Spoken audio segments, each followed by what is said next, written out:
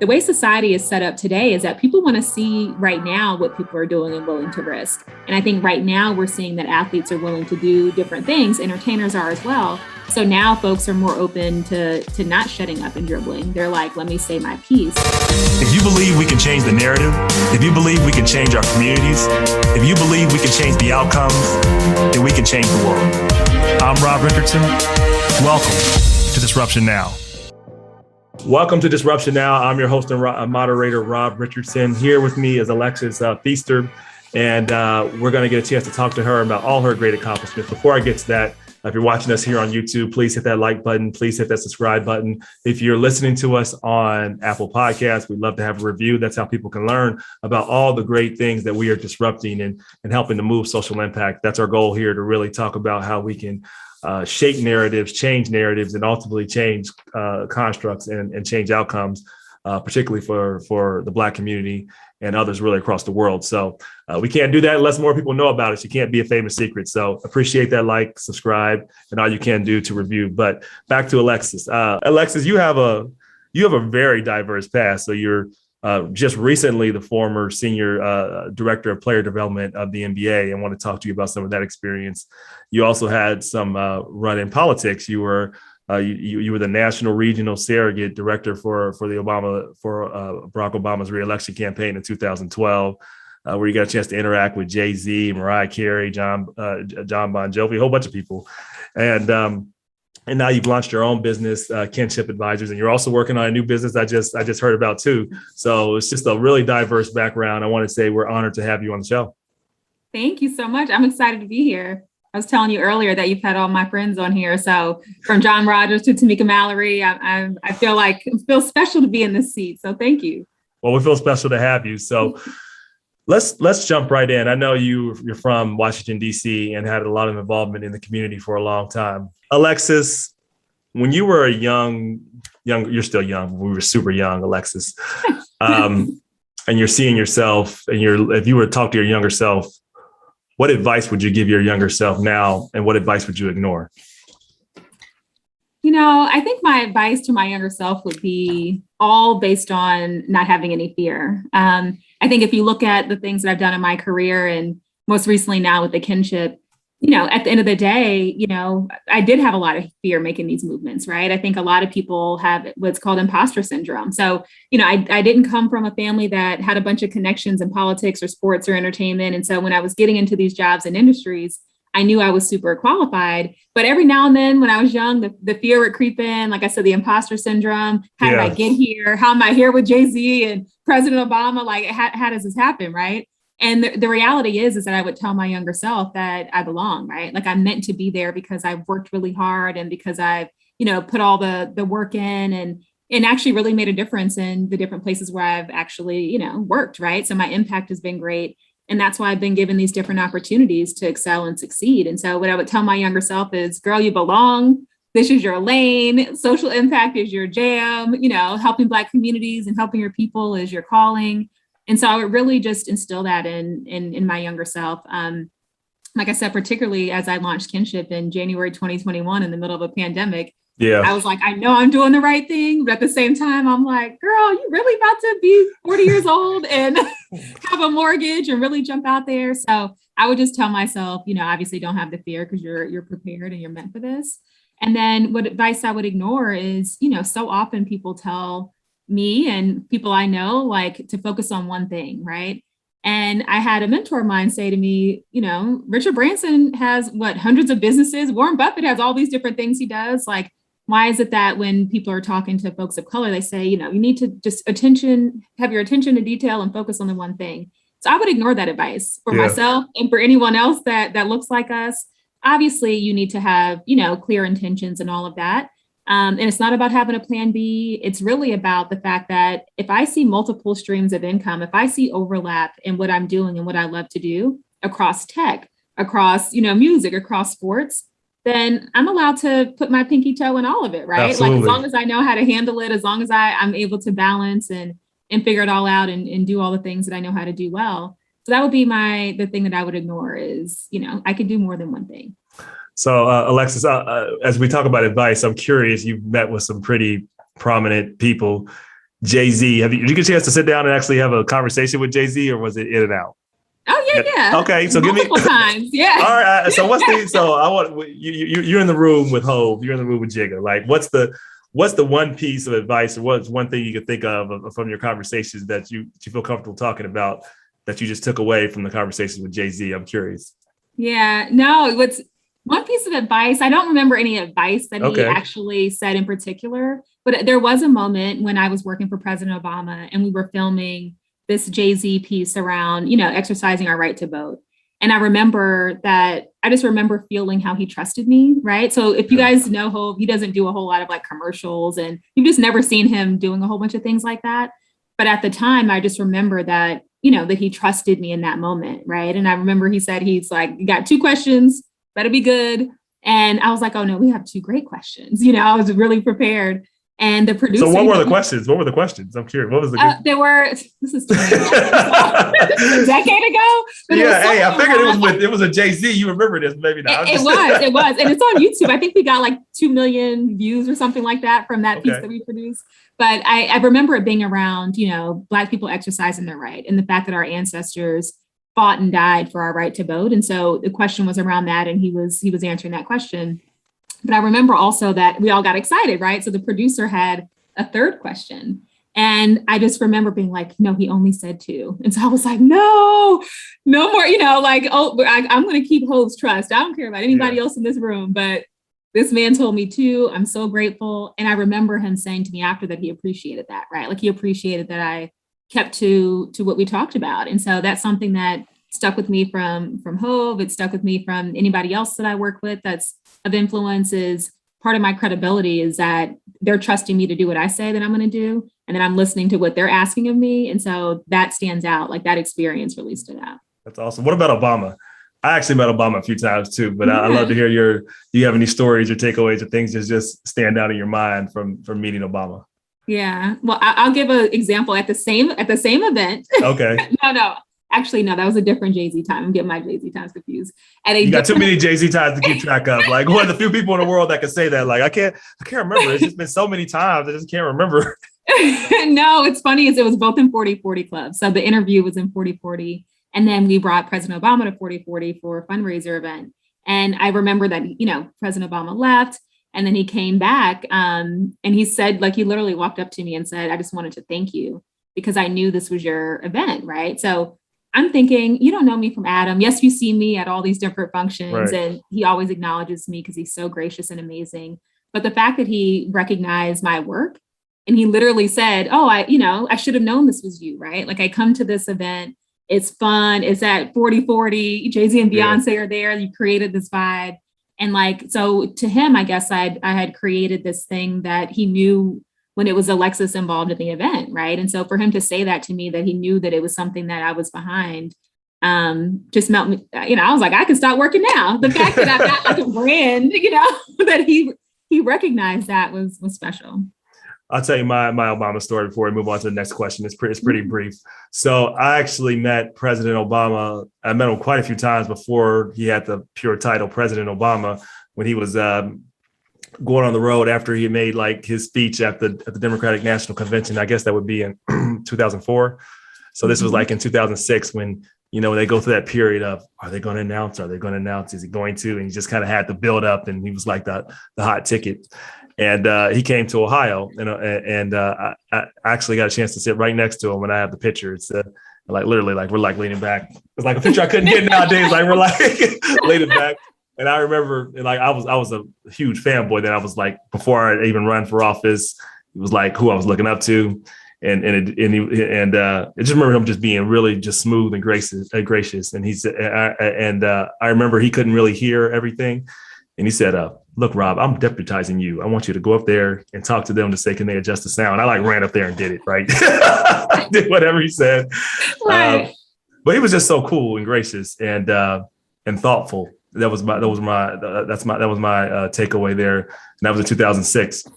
And then I said, I'm going to do whatever I can if he runs for president. And he did. And I did do everything he could. And he actually won Ohio. And hopefully not the last Democratic president to win Ohio, but it's not looking good. Anywho, I digress. Fingers crossed.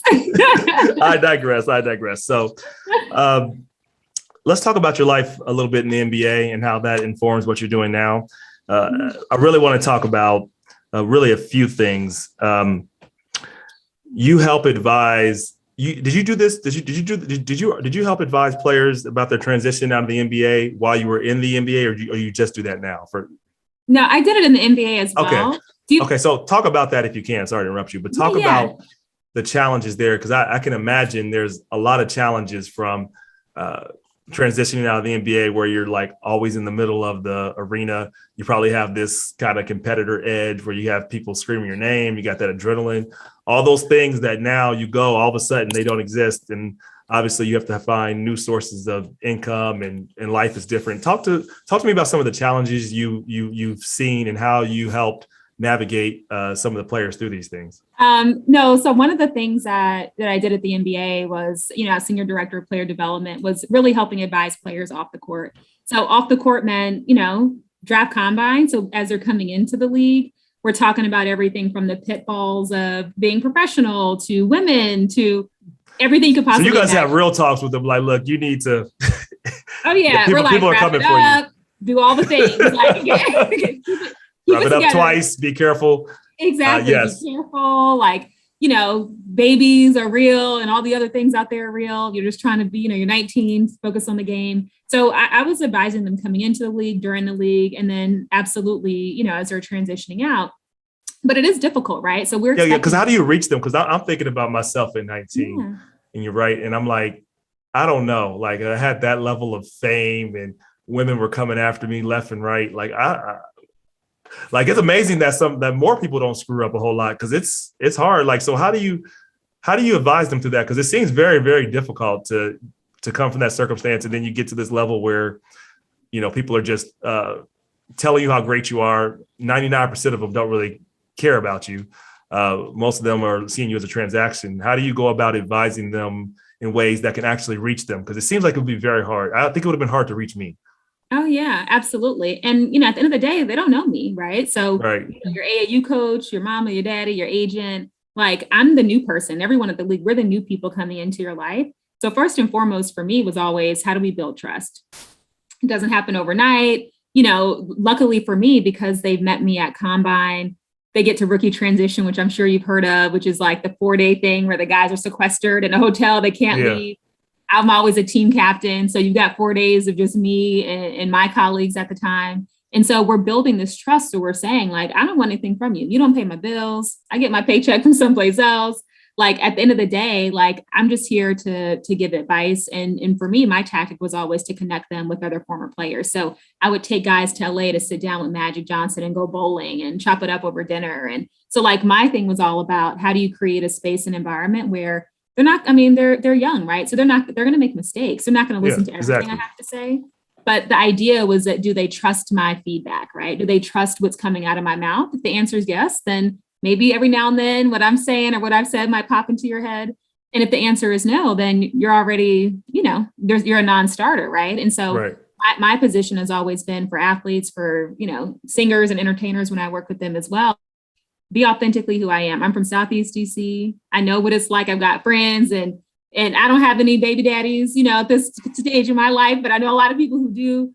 But I also know, like, at the end of the day, coming from an inner city, I know what the pitfalls are, right? And so they can relate to me. I know so much about our culture because they are me and I am them, right? And so I think the more I could build that and talk about that and be with them and kind of meet them where they are, it's not my job to police them at all. It's give them what advice I know, connect them with the right people, and just, be there for them if anything does happen. Yeah. So is there any key piece? What's the key piece of advice you usually give the rookies and people in the league? What is it? If you had to say most important thing for you to do is X, what would it be? Yeah, I think the most important thing I always tell them is to like be resilient and like be able to bounce back, right? Because you're going to mess up. You're going to be late for practice. You're going to be in the media about something. Somebody's going to talk about you. Somebody's going to catch you slipping. It's going to happen, right? It happens to the best of us. They have the spotlight and the scrutiny in front of them, that's different. So my advice has always been like, bounce back quickly, right?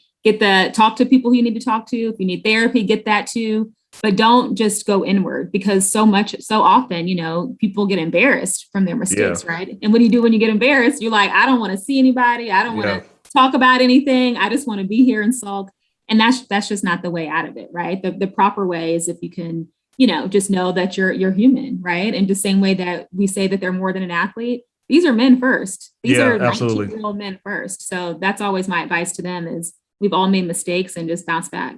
Yeah.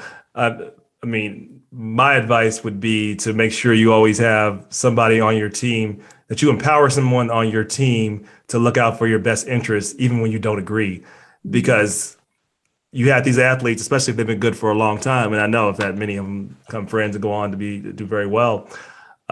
They've had people worshiping them their whole life. And that doesn't necessarily do you any good. It doesn't do you any good because they're not giving you real advice. They're telling you to go out here and do things that are going to put you in a compromised position because it doesn't hurt them. You can't do what your friends are doing, right? And I mean that would be my advice. And I think that's the hardest thing because, it's not always true. But if they're around people that they've been around their whole life, they want to help and be around the same people. But sometimes if the same people aren't headed in the same direction and don't have your best interest in mind, it doesn't mean you can't hang out with them, but they can't hang out with you in certain places. Like unless y'all all go in the same direction. Like I love what LeBron has done. You help your boys out, lift them up, but they're all going in the same direction. Like nobody's trying to like bring him down. They all are trying to protect him because it's in their collective interest. So, but I don't know how you do that when you have a situation. Like what do you do when someone, and I don't want you to name anybody specific, I know you won't, but if someone has a circle around them that clearly doesn't have their best interests, because I think that's a really hard chat. Like, how do you walk through that type of situation, which I'm sure that happens often because how do you walk through that with them in a way that doesn't turn them off, but then can kind of reach them? Does that question make sense? Yeah, no, Rob, that's literally one of the hardest things, right? You see it all the time. And sometimes it's not a friend. Sometimes it's somebody that's working for you, right? Yeah. Sometimes it's the agency. Sometimes it's, who knows who it is. Yep. But the reality is it's hard to watch, right? It's heartbreaking. But to your point, like it can never be something that I'm advising or telling anyone to do, because at the end of the day, I still know my place, right? My place is that I'm the random lady, and they literally call me the NBA lady. I'm the random NBA lady. That's funny. That's be the title of the show, the NBA lady. Go ahead. Look, I've had people do like their little media and be like, the NBA lady called me, and I'm like, shoot, just don't say my name, So like I'm the random NBA lady, right? That's come into your life. So all I could do. So you're like the Olivia Pope without the drama. Right. Exactly. There I'm you like, go. stay over here. But what I do is I ask questions, right? And so, I'm also a life coach and I've been a coach for a while, and I take a lot of those techniques. So I'll pose the question to the athletes that we work with. Hey, do you see XYZ? Like, are you seeing that this person that's around you all the time is being super helpful? Like, tell me about the dynamic. And they'll start talking through the dynamic. Well, he's supposed to be working with me to do this, but he's always oversleeping, right? He never gets me to my game on time, or he's never, and all of a sudden they're open a can of worms, right? And I'm like, so you pay him to do that? You pay him to not be on time? Like, that's what you pay him to do? And he's like, you're right. I need to have a conversation with him. Yeah. Maybe he should just be your friend, and maybe he shouldn't work for you, right? Like maybe you don't have to pay your friends, right? Exactly. He doesn't have to move into the city that you're in. Maybe he could just live in your hometown and you catch him during Christmas like everybody else, right? Exactly. Like you don't have to take everybody with you, like you said. And so my technique has always been to ask what I think are the right questions, and people kind of get their own aha moments. Yeah, I think that is the way to go about it. Like my father is very much that way. And I've had to learn how to develop that instead of trying to go out and just make a conclusion, because you'll just lose people. Make them discover it on their own through a series of questions and have them say it. They're like, oh, wait, I never really thought about that, because you're so close situation, you don't see it, right? Yeah. Alexys, so I agree. Social change and social impact is something that you focused a lot on while you were in the NBA. Mm-hmm. I want to specifically talk about the time with the pandemic, and there's so much going on, obviously the pandemic, and then in the midst of the murder of George Floyd, the murder of Breonna Taylor. There's a whole lot going on during that time. First question, what was the emotional state like of NBA players during that time? It was awful. I mean, if you could just imagine the microcosm of all of society, right? What all Black people were feeling, concentrated to an 80+% Black league where now people are talking about whether or not you should be playing a basketball game, right? Whether or not your livelihood, should be impacted by what's happening in society. So I think like all of us, we were all emotionally drained. But the reality is that NBA players were at the forefront of a lot of what happened, right? So like they shut down sports, right? I was there in quarantine in the bubble. I remember this like it was yesterday. I just got down to Orlando and you have to quarantine for a certain amount of time. And, the team, the Bucks were not coming out on the court. And I'm getting phone calls from the locker room and guys are like, I'm trying to reach Obama. I'm trying to do this. And I'm like, I don't even know what's happening right now. But right. Like, and I don't have Obama on speed dial, contrary to folks' beliefs. So I don't really know, like, it's going to take a minute to catch him. But like just the emotion of watching on TV on my ticker and sitting in my room in quarantine on the campus, but not able to get out just yet to get to them was deep, right? Like they were distraught in these different decisions to make because they were decisions that, as we saw, impacted the whole the country, right? Like you literally saw like the Bucks made that decision and then all these other teams stopped playing and they all kind of, it was just this ripple effect. And so that right there just shows you the level of courage that and the level of emotion that existed within our players. But the reality is that, again, like my job, both, in that role, but also as a Black American woman who, has been fighting for these, social justice and social impact for a long time is first and foremost, I'm here for my people, right? So the league is a league and it's all good. But like, I was always very clear and continue to be very clear that no job in what they do or don't do is going to define what I think is right and what's wrong. And so like, I love the title of your podcast, Disruption Now. My whole thing was, how can we disrupt this whole thing? Like, what can we do not to get players on the court, but to make people feel like they're being heard. And so I started hosting community conversations where I had Tamika and Breonna Taylor's mom, Tamika Palmer and Van Jones and Eric Thomas. And I was just hosting these conversations like back to back to back every week with NBA players, and no other league people could be on, no media, no spectators. This was for us to have real conversations about what are we supposed to do? And as men, what are they supposed to do? And so that to me, that was how I was able to kind of pivot in those moments and say, I need to create a safe space of dialogue where regardless of what people choose to do, play or not play, they're hearing from Breonna Taylor's mother what she needs from them, right? Like, and she needed things from them. She needed them to know the officer's name. She needed them to say Breonna's name after games and on their sneakers and in media day. She needed things from them. And so my job was to bring her to them and them to her and people like her in those different situations. But you also obviously had some backlash. There's this element within our society that believes that athletes should, what did that lady say on the other news, shut up and dribble, right? I don't even like mentioning her name. Right. I don't want people having links to go to their site, but what she said and why she is, I guess, good at her job, if that's what you want to say, is because people feel that way, right? Some people feel that way, that athletes, you should go in there, entertainers, you should go in there. You're there to entertain me, but you're not there to speak about issues outside of in politics or in social impact. How do you help players kind of navigate that situation? Because that can be tough. That's something new, right? You have to now you have people criticizing you for just literally just speaking up for issues of social justice. So how do you navigate issues that are clearly my humanity shouldn't be controversial, but for some people it is.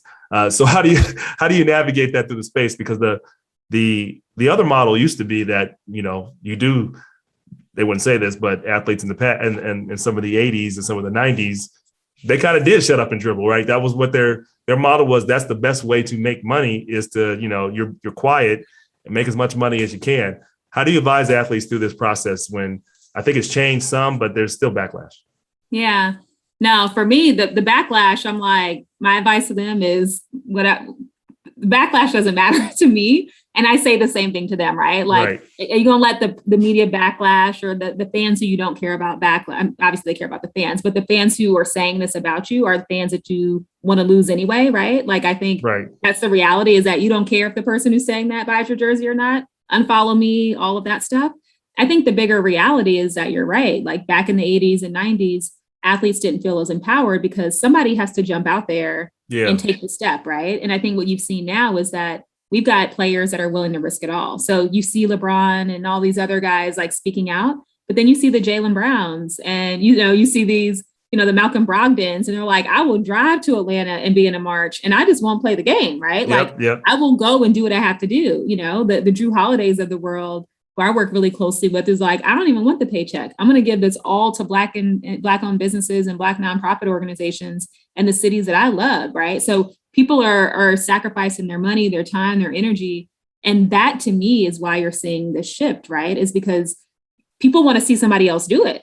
Yep. Muhammad Ali and he's not here right now. So even though we have legacy folks that and our heroes that used to risk it all, the way society is set up today is that people want to see right now what people are doing and willing to risk. And I think right now we're seeing that athletes are willing to do different things. Entertainers are as well. So now folks are more open to not shutting up and dribbling. They're like, let me say my piece. And hopefully more of that is happening, because at the end of the day, does it really affect your pockets and bottom line? Like maybe, right? Maybe not. I mean, for some people, it didn't for Colin Kaepernick, but it did for a while, right? There is risk in speaking up. Like and I don't think long term it'll affect it if you can stay strong, and if you understand and you don't let it affect you psychologically, because it can, right? This is my point is, like, you're right. Ignore that.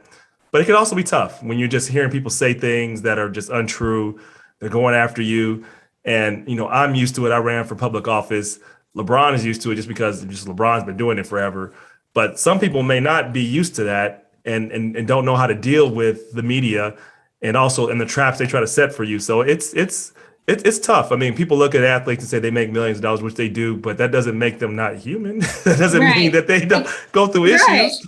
And I think the bigger thing too is, like, who else is telling you that, right? So is the league, are the teams telling you not by saying shut up and dribble, of course, but are people— They're going to say much more sophisticated than that. Let me tell you, the advisor is going to come up to them and say, well, you have this endorsement deal with XYZ.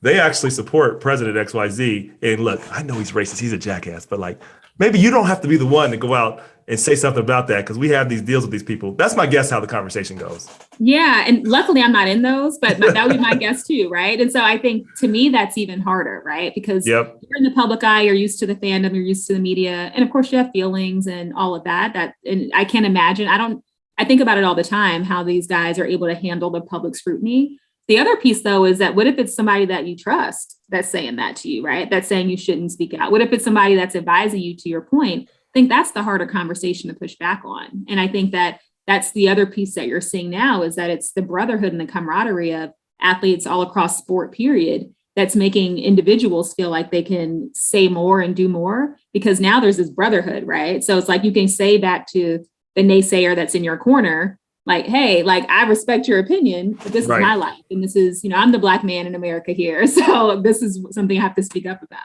And that's also the power. That was the power of that moment in protest. It provided social proof, if you will, for people to say, all right, look, there's a lot of, you almost feel like it was almost a reverse thing. It's like, if you're not speaking up as an athlete, that's not always the truth, but if you're not speaking up as an athlete, people might look at you, well, why are you not speaking up? That might not matter to some athletes, but to most people it does. So it tells you the power of a movement and the power of people when they're putting pressure. They don't even have to put direct pressure on people. They want to be a part of the change, which is why it's so important for people to get involved. Speaking to that point, I know you had a lot of involvement in getting NBA players registered to vote, and quite a few. I think you got the registration rate up above 90%, right? But before that, it was, I don't know what it was. I think it was lower, and there were a lot of people that I even remember. I think Snoop Dogg came out famously saying that he never voted before, which I'm like, you didn't vote for Obama, but I'm like, all right, anyway. Anywho, I'm glad some people are coming up to vote though. Now, but how did you have a conversation with people when I'm sure some said it doesn't matter if I vote, people are going to do what they're going to do, politics is corrupt, blah blah blah blah blah. Yeah. How did you advise them through that? And obviously you had some success in converting them to becoming voters. Yeah. First, I think politics is corrupt, right? I think it is. It is. Yes. It, right. So yes. I'm like, my response to that is, yes, it is, but the reality is that if none of us vote, then we're definitely about to lose, right? Like, at the end of the day, if our numbers are so low, like, our odds are really against us, right? Like, so, really, and obviously I'm joking, but that is exactly what I say to them, is like, look, of course it is. But you have to just exercise your right? Like you have to like put your best foot forward. It's like anything else. It's like applying for the job. It's like trying out for the team. Cast your ballot. Whatever happens after that, you can't control, right? I can't control the corruption. I can't control anything else. But the reality is that you have, like, these issues affect our communities, right? And I think, we all will vote, not we all, but a lot of people will vote for the presidential election. And they're not voting in the local elections at all, which is really where people need to be focused, right? Yep. And we still have a long way to go on that. Like, I think that is a societal issue. Amen. And I think, I can go down the rabbit hole of why there's not commercials about local voting. Like, there's all these different things. There's reasons why we're not being told to well, that's on purpose, right? Because there's a lot of power in voting. Yeah. And I tell people when I've gone through so much of this because I've done a lot of community organizing as well. I started the first college chapter of the NAACP at the University of Cincinnati. And something I would tell people, I said, why do you think people spend so much money on politics if it doesn't matter? That's my first question. Like, so if it didn't matter, why people wouldn't spend any money on it then? And then they try to, well, because people spend so much money. I said, yes, but you can still overcome that. But voting is one thing, but it's a major thing, right? It's voting, then it's following up with protests, and then it's organizing when people get in office and holding them accountable. You have to do all those things, but everybody can't do everything, but almost everybody can vote. So that's one thing you can do to participate. And when people tell me they don't like the choices, I said, most of the time I get down to them, I said, well, how much did you vote in the primary? It was about 15 people running. Did you vote for those? Did you vote then? So you tell me there's no choices, but did you vote in primaries? There's a whole bunch of people running. And so like part of the process is getting people to understand like these things matter. And that their voice matters. And this is the final thing I say on this. I said, well, you get what you don't vote for too.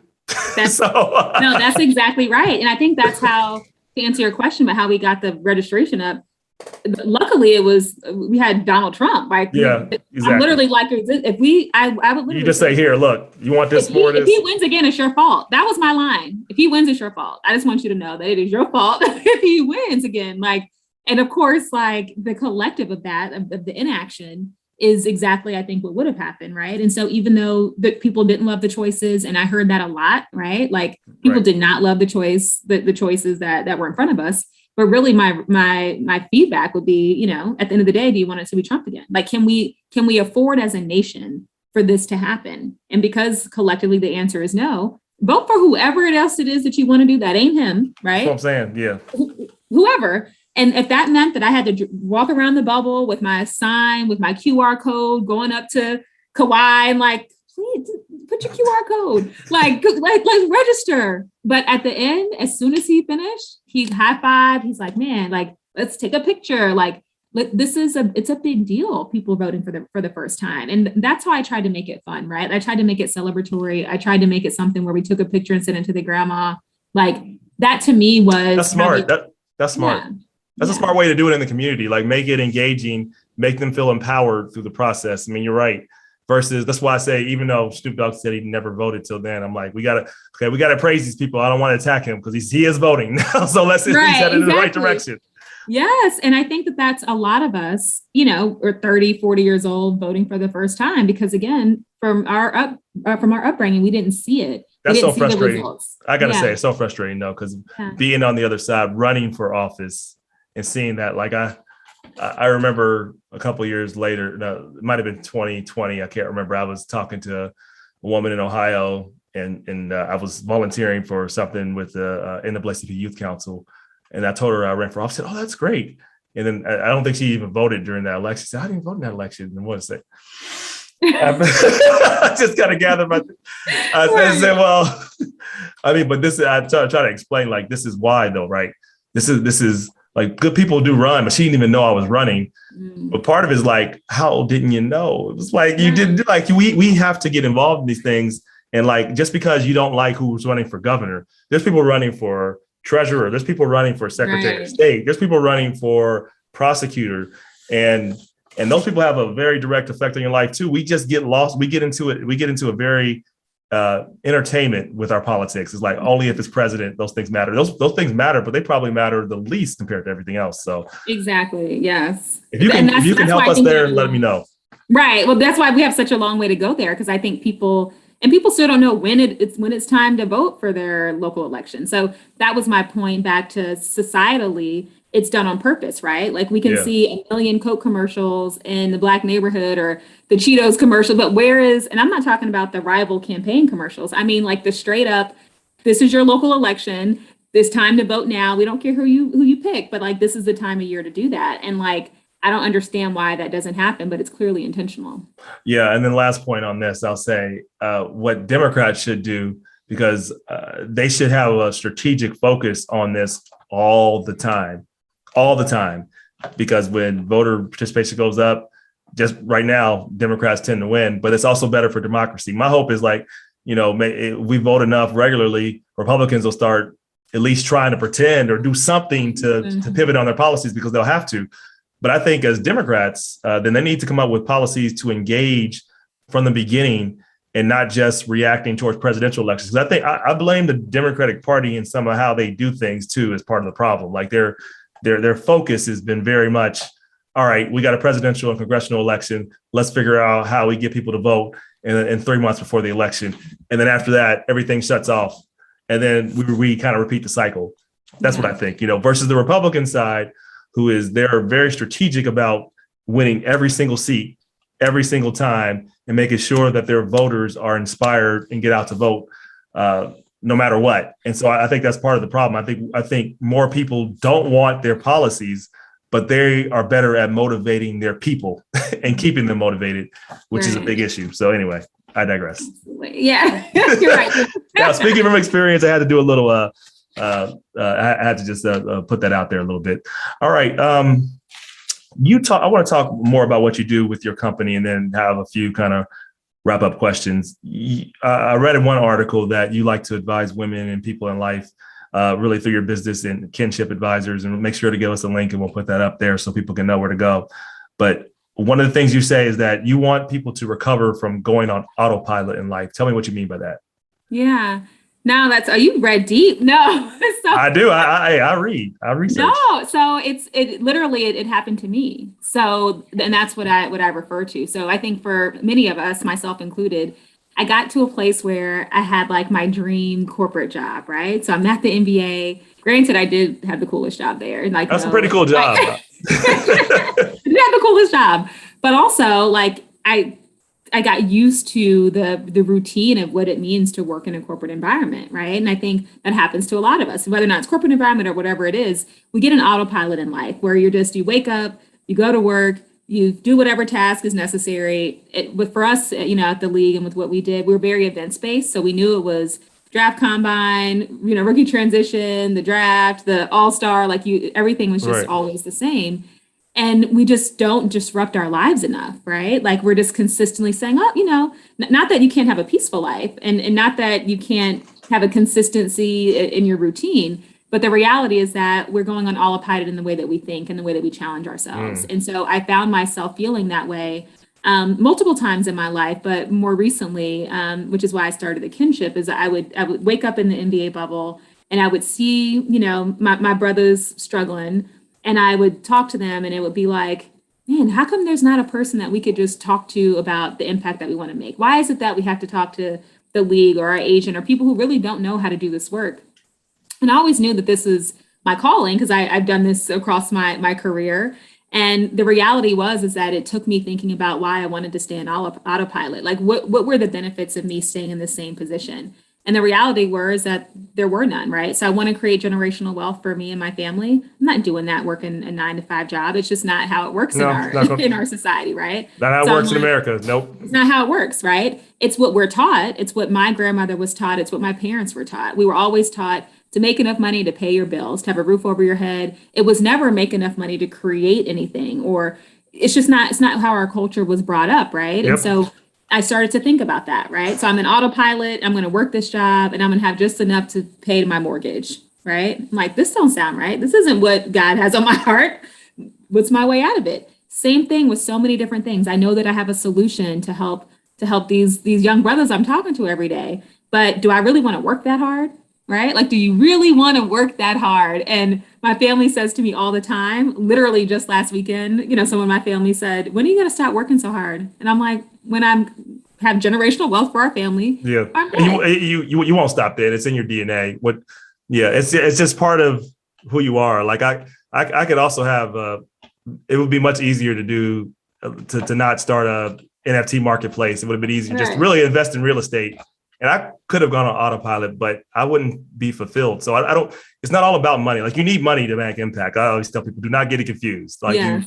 there's nothing wrong. Not only is there nothing wrong with making money, you need to have money to Yes. have impact, because no one can do Period. anything unless you, period. Yeah. Hard stop. Like, yeah, that's all we need It's to true. say. We didn't understand that. Like Yeah. we out here thinking it's all the other things. You need the money. You definitely need the money. You need the passion too. Yeah. You need to have a cause you're rooted in. All those things are important, but, and a big but if you don't have the means to provide, you don't have the means to build a team, if you don't have the knowledge to leverage technology to do that, no one is going to hear your message. You won't scale. A vision without traction is also an illusion. Like you have the greatest vision in the world. If you can't amplify it and has no traction, I won't say it won't matter, but it'll be just an illusion that'll never happen. So this is why you need money. You just absolutely need money. Yeah, absolutely. And so that's what I started to think about. So I'm like, there's that. And then to your point about passion and all that, I'm like, I used to wake up and I used to walk down the street and people would say, oh, you're this ray of sunshine. Past couple of years, people are like, oh, you cute, but I wasn't a ray of sunshine, Welcome to 2020 and 2021. It's been like, I thought I was this ray of sunshine. Like, oh, I want my spark back, right? And so, like, literally, like all those autopilot, and so all of like that kept running through my mind. It's like I'm just existing, right? Nothing wrong with it. I'm from the outside looking in. People are like, oh, she existent, right? Like life must be good for her. Right. But no. So that's why I talk about that. Is I think for all of us, like disrupt your life a little bit. Again, not for drama's sake, but take an inside look. And that's what I do for myself. That's what I do with the people I coach with. It's like, take a look at your internal levers, right? So like, how's your foundation of your family and your finances and your mental health and your passion? And are you waking up every day feeling like, man, like I'm doing exactly what I'm supposed to do? Like, are you feeling that passion? Are you feeling that energy? And if the answer is no, because it's no for a lot of us, you don't have to make changes tomorrow, but just take a look at it, right? Like take a look at where you can kind of disrupt things a bit. Yeah, I like that part. Like, don't live your life on autopilot, or don't keep living your life on like you run into an accident. Like have a plan specifically. So how do you get people started? Like you don't have to, like you say, you don't have to do it tomorrow, but someone who's been on autopilot for 35, 40 years, old habits die hard, right? They're built in, they're wired in. So how do you kind of get them to start thinking out of those kind of old habits to step in a new direction? Where do you start? I start with an inventory, like take a personal inventory where you're real with yourself, right? So like, if you think about when you meditate, and they always say, put your feet on the floor and feel your feet to the ground, then feel your knees and feel your breathing, like feel everything, feel some things, right? So I always say that. We always talk through, what is it that you've always wanted to do that you're not doing now? Like, what are the areas of your life that bring you immense joy? And oftentimes people are like, no, I don't know. Like, I can't actually think of anything that's bringing me immense joy, like maybe your kids or whatever it is. And it's like, okay, let's talk about that. How does that feel that you're living life just to go to work every day, right? Or just to go to work at a place that you don't enjoy, that you're waking up and feeling anxiety and feeling all these different things. And so it first starts with an analysis, like a real life, take a look at, what your buckets of life are looking like, your family, your job, your fitness, your finances, all these different things. And then we unpack each one of those areas and each one of those, kind of subject matters. And so what I found is that people really do want to have a different lifestyle. People just don't want to put the work in, right? Or people just don't understand the gaps that they have. And so my job as like a thought partner is to help you see the blind spot. Or they're fearful of it too. That's also there too. Absolutely. I lived through that, all the time. And so, but that's why we need somebody to talk to. So I think the stigma of therapy has really changed in the Black community. But what we haven't seen a whole lot is the fact that white people and just non-Black folks have coaches for life, not Absolutely. Just therapy. It's like coaching through business, coaching through life, coaching through your passions. And so I also want to talk about that for our people too, is that's the reason why I became a coach, is because I was coached. I had the opportunity to have a coach. And even though it was rocky in the start, because I was, introduced to a coach who had no cultural connection to me, she was telling me to walk into places and say, I'm a Black woman and hear me roar. And I was like, girl, Yeah, I'll go don't to do that. jail. Like, they're going to think I'm all intimidating. Like, I'm going to lose my job. Like, you are not the right fit for me. So it took a while. But once I found someone to coach me through different scenarios, I was like, man, we don't even talk about this in our culture, right? We have coaches on the basketball court, but we're never talking about life coaches and pivoting and talking through different circumstances and strategy. And we could talk to our homegirls, or we talk in the barbershop, like, but that's not enough, right? Like, I agree. It's cathartic. You're making me need to realize I need a coach too. This is you need a coach. Coaching is a game changer. It really is. And so I love that aspect of what I do through the kinship, because I'm really watching people's lives open up. And the idea is to not have a coach forever. I just coached someone for the past 6 months. And September 1st, he said, I would like to take a break so that all the stuff that you taught me, he was like, I feel like I can do anything. Now I want to implement it. And in 30 days, let's start back up again. That to me is success, because I'm like, so many people want to hold on to these like codependent relationships. My job is to coach you to a place where you feel like you got this, like this next phase of life, this thing you're trying to build, this transition where you're about to kill it. And then you don't need me, or maybe you need me again for a different transition. Right. Because I think people always need, like, one of the hardest skills to master, the hardest skill, I think, is really self-awareness. I think it's a constant process. I like to believe I'm self-aware. I'm sure I'm not as self-aware as I like to be, but this is where coaches come in, right? To help you understand the blind spots that you have, because everybody has them. If you don't think you have them, you probably have 10 times more than everybody else. Right. And they're coaches for different things. I got a coach for, I guess, nutrition, weight loss, like, because I was in the pandemic wilding out. I didn't realize I was wilding out, but I was like, I can't come out the pandemic with these 20 pounds. Let me get a coach. Right. So I had to have somebody talk me through, being in the house for a year and a half. I needed to break some things that I didn't even understand. Right. Like I clearly had some blind spots because I was trying to work out and then it wasn't working. So I literally got a coach for that. And she was like, look, the problem is that your accountability structure is messed up. Like when it's just you, then you always put yourself last. So if it's only you trying to tell yourself to exercise, you're going to always not do that. But you need to join a class because you care a lot about letting other people down. That's some coaching shit right there. Like if I didn't talk to her, and she was right. She's like, you don't like to let people down. So if you're doing a class with someone and you don't show up, that's going to make you feel bad. Right. So you're going to always show up. So I'm like, that's true. Right. How do you know me this way, lady? But it worked. So I lost the 20 pounds. Yeah. Well, hey, that's good. There's no easy task losing 20 pounds. It's very easy to get it. It's hard to get it off. So right. It was the coach. Yeah. Kind of some wrap up questions here. So what's an important conviction or truth you have that very few people agree with you on? Very few people agree with me on. Yeah. It's a hard question on purpose. Yeah. No, I'm just thinking, because I feel like my truths people agree because they're so good. There's got to be some that's like that people may not agree.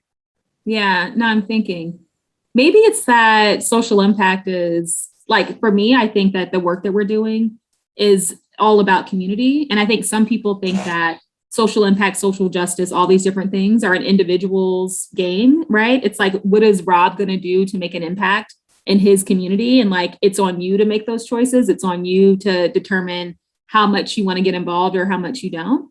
And I agree with that to a certain extent. But my belief is that like this whole thing, the whole idea of impact and the whole idea of racial injustice and like making changes in these different spaces is a community sport. And again, I've had people not agree with me on that. Some people have said to me, like, it's this person's choice and how they want to behave and what they want to do. And I actually think that we can do more as a group. My dream is to have this thing, I call it kinship and kinfolk, where it's like this secret society of like Black people where we're like superheroes and we're like doing all this stuff that nobody knows behind the scenes. And we're like just strategically making this impact. That's really great. And I actually have built a mini super team. So to folks out there, if you're interested, come join.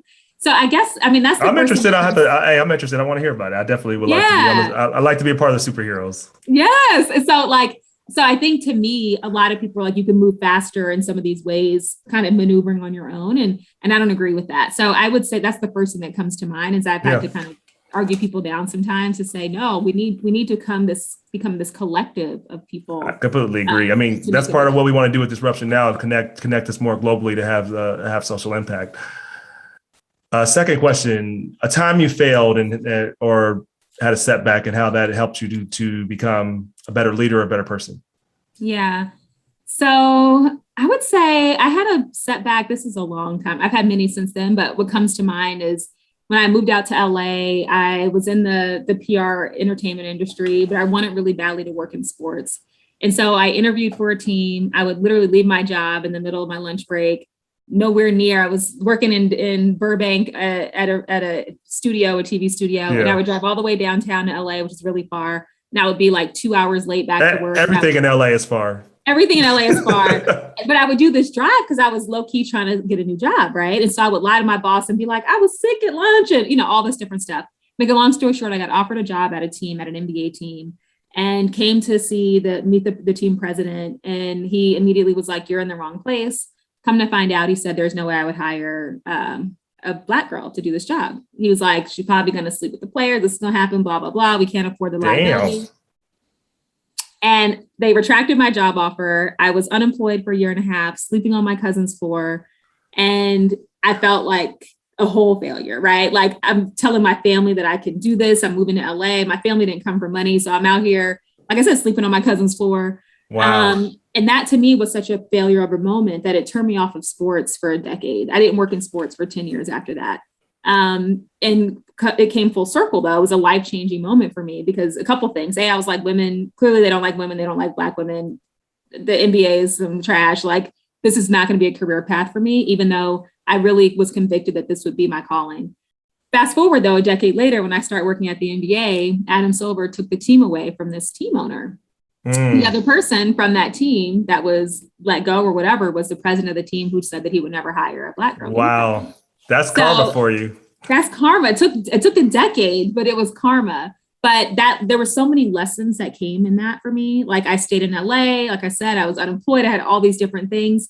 But there's things that I learned about myself in that. And then again, but the idea of karma and just my faith is so strong. I just remember getting that job and it being that same week that Adam took the team. And I remember like praying to God and be like, look at my level of conviction and my level of faith that is at the same time this happened. And so it really helped to increase my faith too, in this way that all things come full circle, maybe not on my time, but always right on time. And it really felt right on time when that happened. That's an awesome story. That is an awesome story. I mean, didn't feel awesome during the process, I'm sure, but it's awesome looking back on it now. That is awesome. Congratulations on that. Final question. You have a theme for life. It could be, and you want to. It's a billboard. It's a Google ad. What is that theme? What is that theme for your life, and why? What is that saying, theme, whatever? Yeah. Oh, these are good questions. I think from the theme for my life, I don't know. Maybe like I say this to my team all the time at the Kinship. At the end of our calls, I'll be like, let's go get it. Like, I'm always talking about like, let's go get it. And to me, that's always been the theme, right? Now it could be a whole host of different things, but in my mind, like I truly have that drive inside. Like, let's go get it. Whatever whatever the thing is, like, let's go be great. Let's do that. And I could just I see a billboard and people might not know what the hell are they talking about? Like, what does she mean? Let's go get it.